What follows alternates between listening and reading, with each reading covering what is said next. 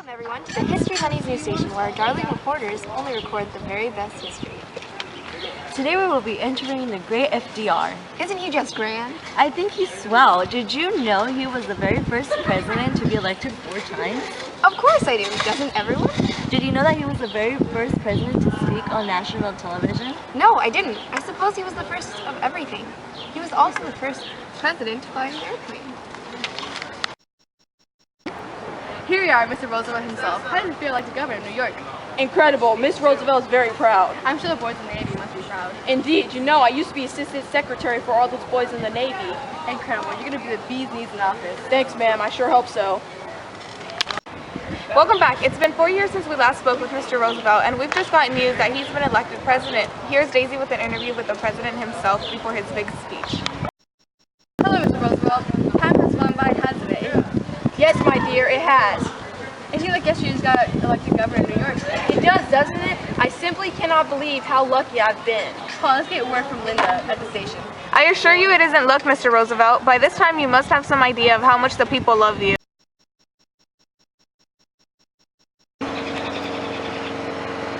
Hello, Mr. President. I hear you've been working on establishing a new system to aid the old, injured, and unemployed.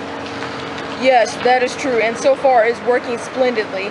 It's what I call the welfare system. What wonderful news. Indeed, I sure hope it is successful. The New Deal includes many great things for the people of America, and all I have to say is the only thing we have to fear is fear itself. Wonderful. I hear it will prevent future depression. Yes, ma'am, it sure will.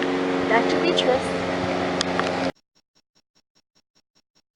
On October 11, 1939, Mr. Albert Einstein wrote a letter to Mr. Franklin D. Roosevelt which stated that the Nazis had been working on an atomic bomb. Mr. Roosevelt took the start, and on December 6, 1941, he began the creation of an atomic bomb, later known as the Manhattan Project. Mr. Roosevelt, this is urgent. It's from Albert Einstein. Darling, what is that letter here? Oh, nothing. It's a letter from Albert Einstein, scientist of Germany. What does he want? Oh, nothing. Please ring for the Army Corps engineers. I gotta speak with him immediately. Alright. Pearl Harbor, December 7, 1941, took the lives of many American soldiers.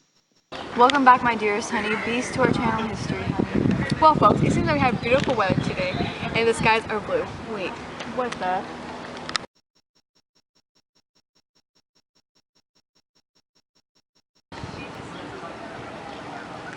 Hello. How are you, dollface? Good, thanks. So earlier we heard a bombing. What was that about? Well, my dear, the Japanese came by our bases right over there, and they bombed us. Oh, I'm sorry. I'm terribly sorry to hear that. They killed thousands of men, including my best friend, Charlie Boy. I'm sorry. You must speak with that nurse that patched me up earlier. I didn't have many injuries, but boy, she patched me up real quick. Thank you. We were in our bunks when we heard the bombing, and I'm afraid I don't have much time. The boys need me, and it ain't safe for you guys to be around here. I don't know when they're gonna bomb us. I'm afraid they need me. I gotta go. I'm sorry, my dear ladies, but we have to cut this interview short. Thankfully, our girls weren't harmed during the making of that interview. They are home safely and were able to capture the following footage of FDR's speech. Hello everyone, this is Beatrice in the station. One of our honeybees has an exclusive interview with FDR right before his big Pearl Harbor speech. Hello, Mr. President FDR. What do you have to say about the attack of Pearl Harbor? On December 7th, 1941, Pearl Harbor was viciously attacked by the Japanese. We will be launching an attack to teach them this is America and they will not get away with such murderous ideas. There you have it, folks. Back to Beatrice. Thank you, my dear. Why not try Big 3 Lemonade? It helps make friends, gain friends, and increases popularity. Here's the following message approved by Stalin and Roosevelt themselves. If you're having a bad day, yes, trust with this Conrad lemonade. Thank you, Comrade. It's fresh from Russia. Delicious. Let's go make this country great. February 12, 1942, President Roosevelt signs Executive Order 9066. By June of 1942, over 110,000 Japanese Americans were sent to internment camps.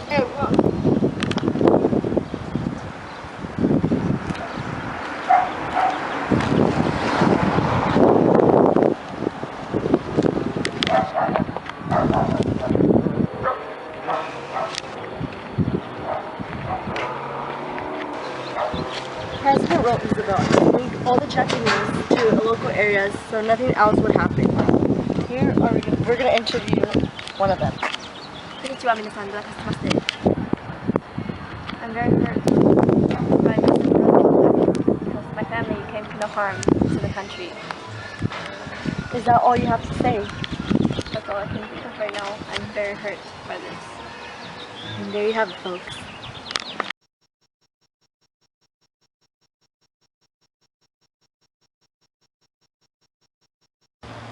Are you tired and run down? Do you look boring? Are your friends ignoring you because you're no longer cool?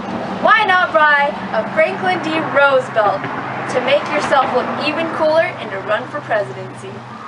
Boy, am I glad that I purchased my F.D. Roosevelt. Shortly after I made the purchase, I became Military General of the American Army Corps. The Yalta Conference was created to discuss post-war Europe.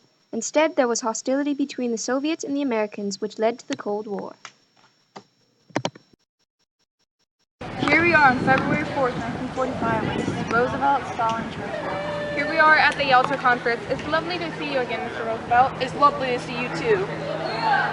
What's the purpose of this meeting? The purpose of this meeting is to talk about post-war Europe, but the only thing I don't appreciate is how rude Stalin is being. I'm wondering if he means war. Is that okay if I speak to Stalin? Go right ahead, Elizabeth. So how are you, Mr. Stalin? Привет, Joseph, what is your name? Elizabeth, nice to meet you. Linda, it's an honor to meet you. It's nice to talk to people who don't ignore me.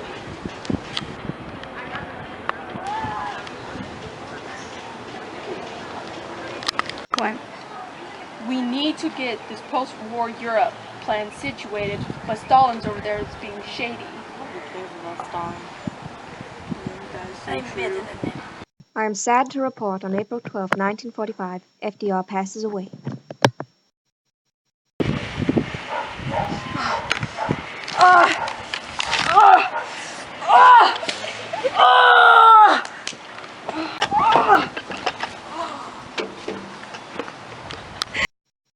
Today's a very sad day. The President of the United States of America, Franklin D. Roosevelt, has died today.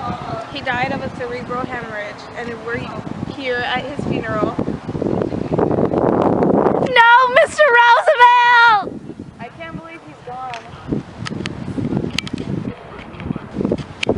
Everything's gonna be okay. Everything's gonna be okay. Time to meet our players.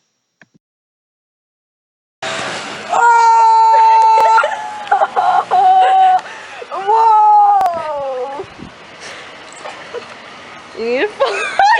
You need like to fall on the floor or something. Along the mustache? Heck yeah, it is. Oh, look good. It's gonna look so good when we're finished.